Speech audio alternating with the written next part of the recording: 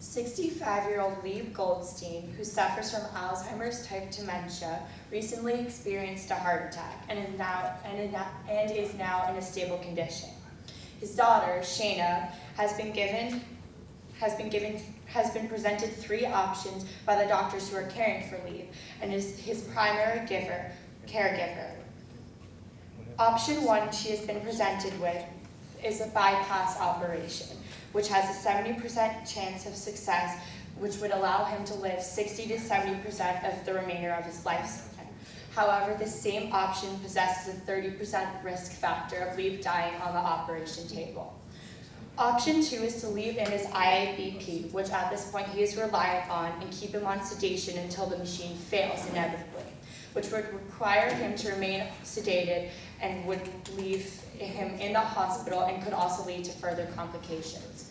Option 3, which Shayna has also been presented with, is to surgically remove the IABP and have Leib's condition medicated, yet he would have to remain in hospital care, yet would have close to a month to live. After reviewing our sources and case as presented in the Talmud, we decided that Shayna is obligated to approve of the bypass operation and is also allowed to approve the IABP surgical removal if the surgery option, the bypass surgery, is too emotionally strenuous of an option for her. We also concluded that Shayna is also not allowed to approve of leaving the IABP machine in, since it was an active choice to put the IABP in, leaving it in would also be an active decision. We would like to begin by explaining our reasoning for choosing option 1 as mandatory. So Judaism places great value on life, with the preservation of life always being a top priority that surpasses most every mitzvah. Now the sources reflect this view, emphasizing the importance of preserving life and the mitzvah that is to save the life of another. So we'll begin with the Talmud Sanhedrin 73a, which applies the pasuk, do not stand idly over the blood of your peer, to potential real-life situations, such as when one is being dragged by wild beasts or drowning in a river or attacked by robbers. So here, the Talmud says that he's obligated to save him, stressing that he cannot just attempt to assist the person in danger. He must work as hard as possible and exhaust all possibilities in order to save him, to remove him entirely from danger, and to restore him to his previous levels of health and well-being as best as possible. In this case, the heart attack is what caused Leib to plummet into the situation of deteriorating health he's currently in. In order to save him, all possible efforts should be made to return him to his previous state as best as possible, in order to fully save him and remove him from the situation he is in. Now, surgery is the only option that would allow for Leib to live for an extended period of time outside of the hospital. This would allow for him to live out the rest of his days in comfort. Additionally, it is the option that, if successful, would best alleviate Leib's pain, which is stressed in Responsa Minchat Shlomo 286-23, Rabbi Shlomo Zalman Auerbach.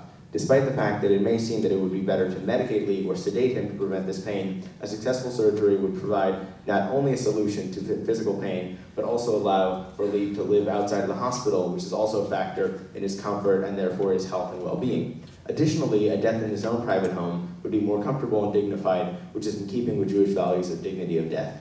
Despite the chance of failure, surgery is still the preferred option. Tur Yoreh Deah 336 explains that the pasuk, and he will be healed, indicates that the healer has been given authority to heal, and therefore he cannot decide to not heal out of fear he might kill the patient. In applying this idea to the case, the source dismisses the concern that Leib may die in surgery, as it prioritizes the possibility of successful healing over the prospect of a potential failure. Rabbi Chaim Jafter brings up the Mishnat Hachamim permits a medical procedure that has a chance of failing and killing the patient if its success rate is over 50%. Since the success rate is even greater in this operation, it seems that according to this source, surgery is a permitted option. We would now like to explain why we believe that option 2 is not allowed. We believe that option number 2 is not allowed by the sources and cannot be approved of by Shayna, because leaving him in the state he's currently in would result in his soul being rushed out of his body, which the sources say should only be done when one is goses, which Leib is not. In a Braita, the Talmud Avodah Zarah 18a tells the story of Rabbi Chanina ben Tradion, who's being burned at the stake along with the Sefer Torah. His death is inevitable, therefore he is said to be a goses, and so he seeks for his soul to depart from his body hastily. Leib, however, is not in a situation in which death is inevitable in the immediate moments. He's not a goses. A goses is one who is in their death rattle. They may suffer for an hour or a day until their inevitable death, but they have no other option than dying. They cannot be saved. Leib is clearly not Gosses, and he has other options. When he suffered a heart attack, when cardiologists inserted the IABP into his body, he was Gosses. Another moment, and he would have passed. Yet now, doctors have declared that he is in a stable state. The only reason why Shayna is even stuck in this dilemma, the only reason she has any options, is that Leib is in a medical condition which is stable enough to pursue surgery to consider the options. If you're truly in a state where his death were absolutely inevitable, that he was in his death throes, surgery wouldn't be an option, and removal of the IABP with medicated treatment wouldn't be an option. And because he's not Gosses, because his death is not inevitable at the moment, because he has the chance to live, hastening the departure of his soul from his body would not be an act of goodwill towards him. It would be an act of misguided assessment of the situation. This is why the conclusion reached by the writer of the letter to Professor Dr. David M. Mayer regarding a similar case does not apply to Leib, since he described the situation of someone who is Gosses, which is not at all the position that Leib is in. Additionally, leaving the IABP in may cause further complications, such as gastrointestinal bleeding, intracranial hemorrhage, and bloodborne infection, which would result in further pain caused to Leib, going against the goals described in multiple sources. Ultimately, this option does not provide for a good life and a dignified death, which makes it unideal and inadvisable. As stated before, we believe Shayna is allowed to approve of option 3, the surgical removal of the IABP, if option 1 is surgery, bypass surgery, is too emotionally strenuous of a choice and she cannot make that decision. We turn to source 19 to explain this contingent. Source 19 states that a patient who is faced with a condition requiring the undergoing of surgery that presents a risk factor of death is allowed to reject the option of surgery and is not allowed to be convinced or forced to make such a decision. Whether it be out of fear and anxiety or in fear of the risk factor being a limitation to the patient living the rest of their days leading up to surgery normally, we believe that she is allowed to accept this decision if she's contingent on her emotional feelings.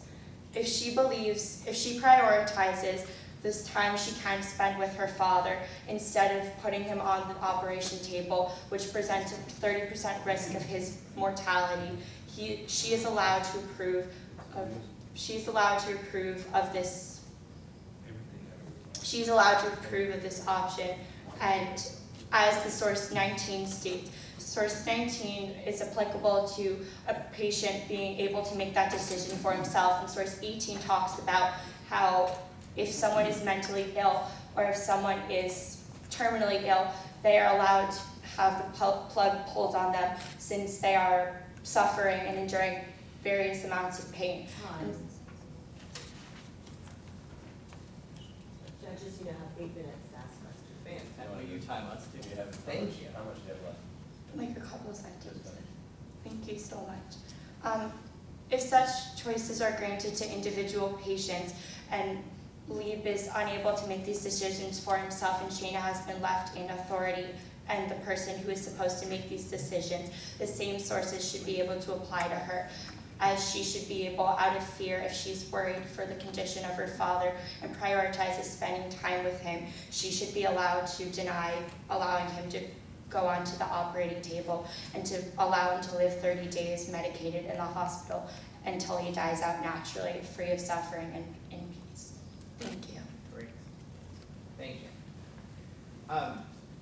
So what do you guys believe?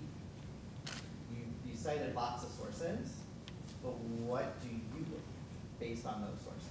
Sort of translate it to me, because I want to get the sense, not necessarily just that you did all the research, which was great, but what you're the Beit Din.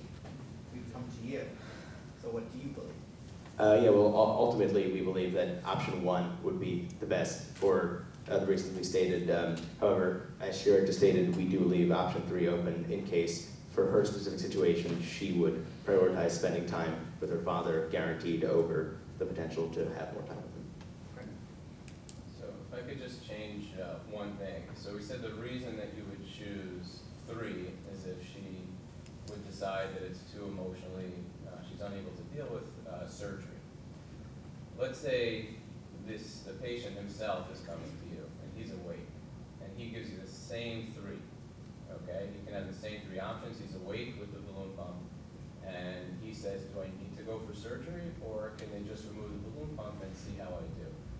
so we're not dealing with a third person, it's just straight ahead. The question I'm basically asking you is one mandatory, or do they have the option of choosing 1 or 3? I believe that we said it was mandatory because she has to, like, she's required to consider the option, and it can't just be taken off the table because of these sources and because of the Jewish values behind life. She's required to at least consider it, and I think that's what we meant when we said it's mandatory, in the sense that she has to at least consider it. And if Leib was to take the same risk, and she's the one who knows her father best in this situation, she must also consider that risk, even though there is a risk for his dying.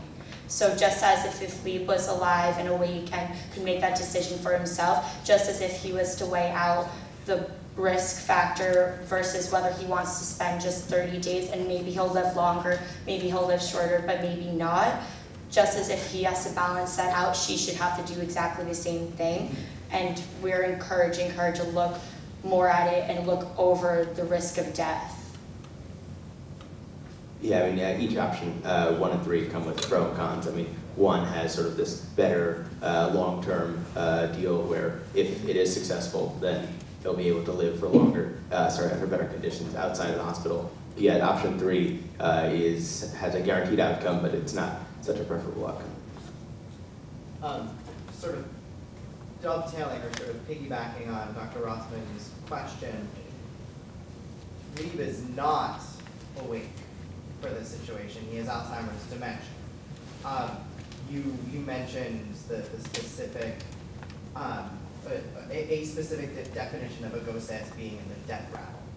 But a ghost can also, where death is inevitable, and my Holocaust teacher explained it was 1 foot in the grave and the other foot's on a banana peel. That's kind of that like tension. It's not necessarily just the final stages. How does that, options 1 and 3, what would you say is sort of the mandatory / quote right thing for Leib to do based on the fact that he has Alzheimer's dementia, and that he's not coming saying these are the options, and it's really just his daughter who is making this decision, but it's for this other individual? Wait, so are you asking how the fact that he has dementia affects his state as a COSES? Oh, it affects your decision. Our decision about if he's a COSES.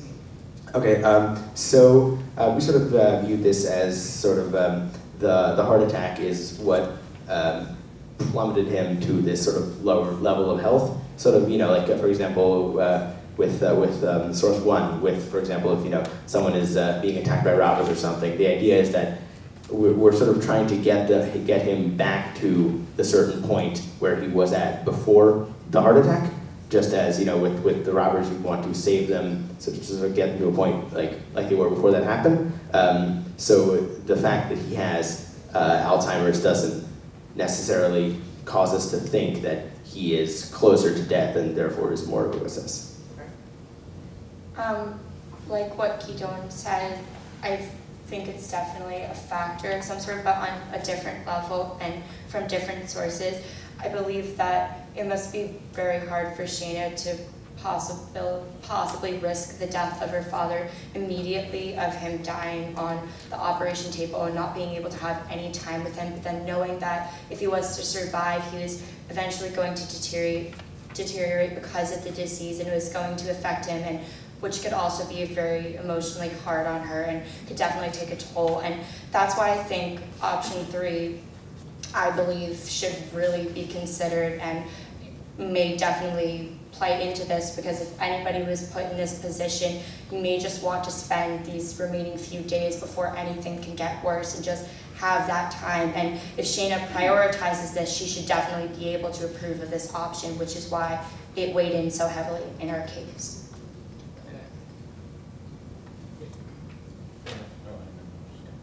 Yeah, no, I mean, with the situation that we have is a tough situation, and it's layered. And I think one of the things that's also really sort of important to remember, and I can only speak to this as someone who worked within the medical field, but Dr. Rossman can probably explain as well, it's not a perfect system. So it's not necessarily he's only going to live for 30 days, and it's not necessarily that he's not going to die on the table or he's going to live on the table. So that's where the humanity piece has to come in to realize, like, well, he could live longer, and truth be told, every one of us is going to die. It's sad, but it's true. We just hope that it's going to be, we're going to be able to have that quality of life.